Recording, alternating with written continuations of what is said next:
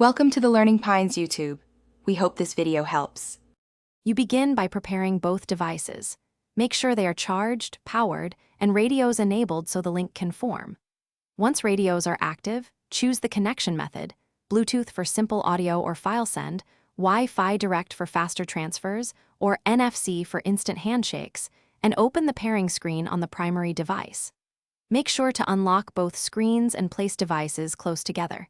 This reduces interference and speeds discovery. Now tap Scan or Initiate Pairing, and watch for the device name to appear so you can accept the prompt.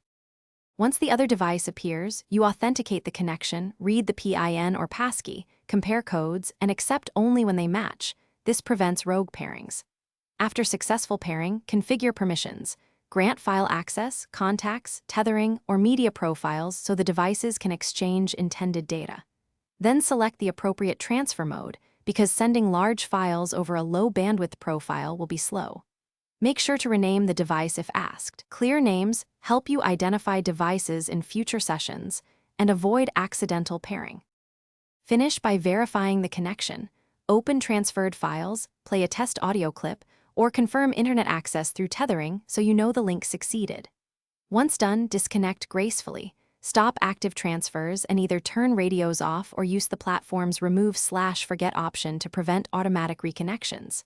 If things go wrong, try one key troubleshooting step first.